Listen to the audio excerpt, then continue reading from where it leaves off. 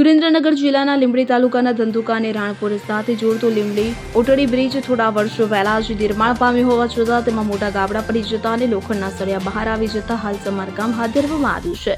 બ્રિજનું સમારકામ ચાલુ હોવાથી વાહન વ્યવહારને બાજુમાં આવેલા 100 વર્ષ જૂના બ્રિટિશ કાળના બ્રિજ પર ડાયવર્ટ કરવામાં આવ્યો છે। ટૂંકા ગાળામાં જ નવા બ્રિજની આવી દયનીય હાલત થતા અને સદી જૂનો બ્રિજ હજુ પણ અડીખમ ઊભો હોવાથી લોકોમાં નવા બ્રિજના નિર્માણ કાર્યમાં થયેલા ભ્રષ્ટાચાર અને હલકી ગુણવત્તા સામે ભારે રોષ જોવા મળી રહ્યો છે। અવારનવાર રજૂ કરાયેલા મીડિયા અહેવાલો બાદ આખરે તંત્ર હરકતમાં આવ્યું છે। સમારકામની કામગીરી શરૂ છે। મને કયો વિસ્તાર છે? આ કુડલી ગેટ પુલ છે।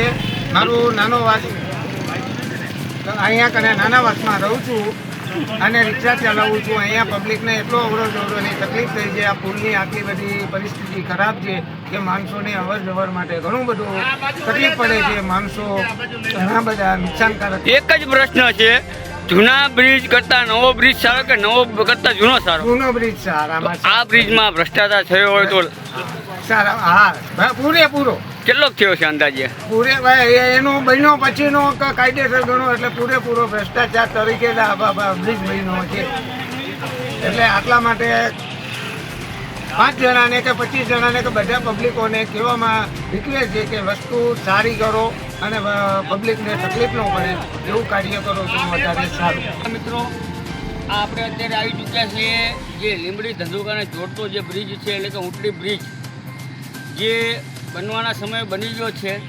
ઉદ્ઘાટન થયું છે નથી થયું એ પણ ખબર નથી, થયું છે તો કોના હાથે થયું એ પણ ખબર નથી। પણ તમે જોઈ શકો છો આ બ્રિજની અંદર આ મોટા મોટા કાબરા પડી ગયા છે અને સળિયા પણ બહાર નીકળી ગયેલા છે। જોવા આ સળિયા તમને દેખાડું તો આ ભ્રષ્ટાચારનું મોટું એક કેન્દ્ર આ સળિયા બન્યા છે। આ સ્પષ્ટપણે દેખાઈ આવે છે।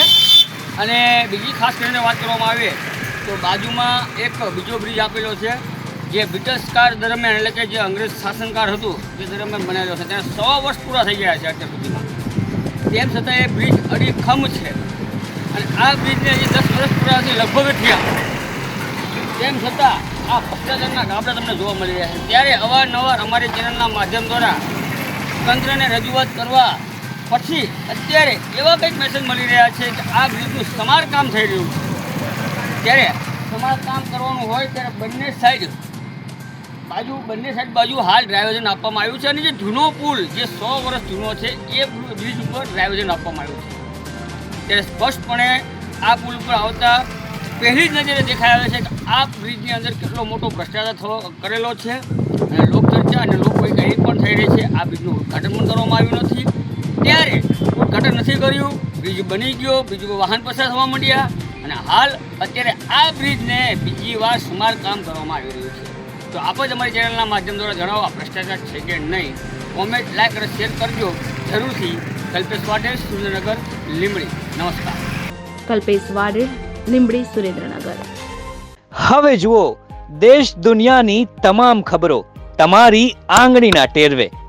ઉઠાવો મોબાઈલ અને ગૂગલ પ્લે સ્ટોર પરથી ડાઉનલોડ કરો અમારી CN24 ન્યૂઝ મોબાઈલ એપ।